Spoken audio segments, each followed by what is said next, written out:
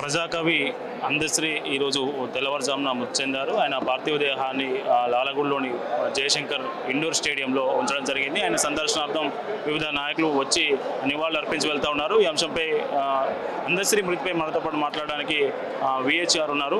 నమస్తే సార్. ఎట్లా చనిపోయారు సార్? ఈ అకాల మరణం చెందిరు. ఆయన ఒక్క ఫోన్ కాల్ చేస్తే అందశ్రీ చనిపోవడం అందరు బాధపడుతున్నారు. అందరు హృదయాలలో ఉన్నాడు.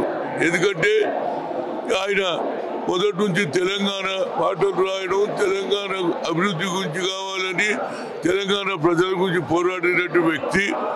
గత ప్రభుత్వం ఏది 10 ఏళ్ళున్నా తెలంగాణ సాక్రిఫైస్ మర్చిపోయారు, అందశ్రీని మర్చిపోయారు. అదే రేవంత్ రెడ్డి ముఖ్యమంత్రి కావడంతో ప్రథమ రావుతో పాటలు కూడా రాయించడం జరిగింది. అదే పాట జై తెలంగాణ, జై జై తెలంగాణ పాట అది చిరకాలం ఉంటుంది అనేది నా ఉద్దేశం. ఏ విధంగానైతే స్వాతంత్రం వచ్చిన తర్వాత జనగణమన నేషనల్ సాంగ్, అదే రాష్ట్ర సాంగ్ జై తెలంగాణ, జై జై తెలంగాణ అమరవీరుల పాట చిరకాలం మర్చిపోవు. తప్పనిసరిగా వచ్చే తరం వారు గుర్తు పెట్టుకోవాలని చెప్తూ తప్పనిసరిగా ఆయనను గుర్తింపు ఉంటుంది. జీవితాంతం ఈ పాట రాగానే అందశ్రీ ప్రతి ఒక్కరు మనసులో ఉంటుందని నా ప్రగాఢ సంతాపం.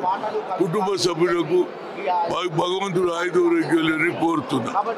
ఆయన విగ్రహాన్ని ట్యాంక్ బండ్ మీద పెట్టే ఆలోచన ఏమైనా ఉందా ప్రభుత్వం? తప్పనిసరిగా దానికి నువ్వు చెప్పిన దాని మీద అందశ్రీ విగ్రహం కూడా నేను ముఖ్యమంత్రి గారికి చెప్తాను.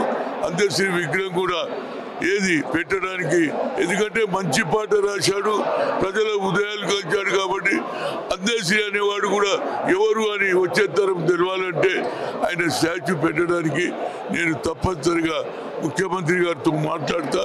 అది పెట్టేయడానికి నేను ప్రయత్నం చేస్తా.